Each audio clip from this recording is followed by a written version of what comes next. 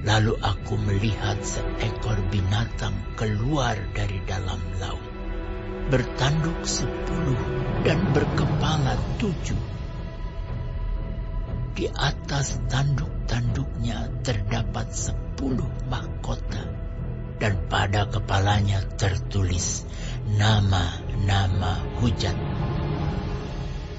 Binatang yang kulihat itu serupa dengan macan tutul, dan kakinya seperti kaki beruang, dan mulutnya seperti mulut singa. Dan naga itu memberikan kepadanya kekuatannya, dan tahtanya, dan kekuasaannya yang besar. Maka tampaklah kepadaku satu dari kepala-kepalanya seperti kena luka yang membahayakan hidupnya. Tetapi luka yang membahayakan hidupnya itu sembuh. Seluruh dunia heran lalu mengikut binatang itu. Dan mereka menyembah naga itu karena ia memberikan kekuasaan kepada binatang itu. Dan mereka menyembah binatang itu sambil berkata, "Siapakah yang sama seperti binatang ini? Dan siapakah yang dapat berperang melawan dia?" Dan kepada binatang itu diberikan mulut yang penuh kesombongan dan hujat. Kepadanya diberikan juga kuasa untuk melakukannya 42 bulan lamanya. Lalu ia membuka mulutnya untuk menghujat Allah, menghujat namanya dan kemah kediamannya dan semua mereka yang diam di sorga. Dan ia diperkenankan untuk berperang melawan orang-orang kudus dan untuk mengalahkan mereka. Dan kepadanya diberikan kuasa atas setiap suku dan umat dan bahasa dan bangsa.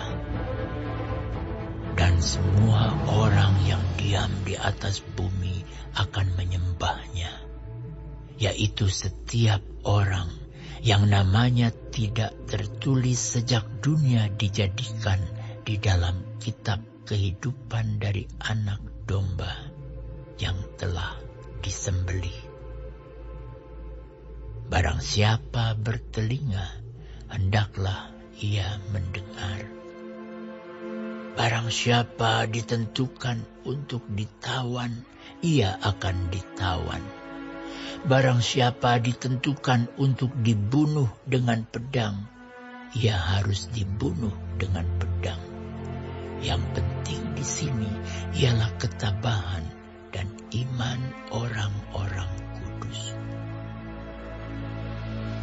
Dan aku melihat seekor binatang lain keluar dari dalam bumi dan bertanduk 2 sama seperti anak domba, dan ia berbicara seperti seekor naga.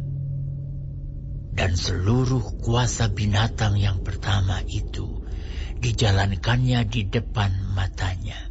Ia menyebabkan seluruh bumi dan semua penghuninya menyembah binatang pertama yang luka parahnya telah sembuh. Dan ia mengadakan tanda-tanda yang dahsyat. Bahkan ia menurunkan api dari langit ke bumi di depan mata semua orang. Ia menyesatkan mereka yang diam di bumi dengan tanda-tanda yang telah diberikan kepadanya untuk dilakukannya di depan mata binatang itu. Dan ia menyuruh mereka yang diam di bumi supaya mereka mendirikan patung untuk menghormati binatang yang luka oleh pedang namun yang tetap hidup itu.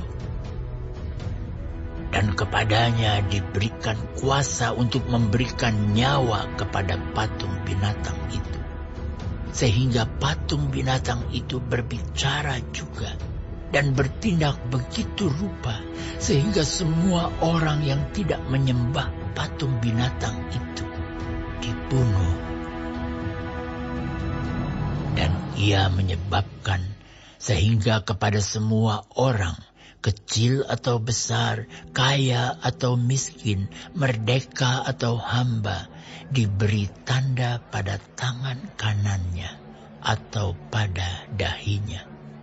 Dan tidak seorang pun yang dapat membeli atau menjual selain daripada mereka yang memakai tanda itu, yaitu nama binatang itu atau bilangan namanya.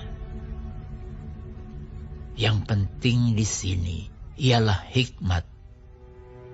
Barang siapa yang bijaksana, baiklah ia menghitung bilangan binatang itu, karena bilangan itu adalah bilangan seorang manusia, dan bilangannya ialah 666.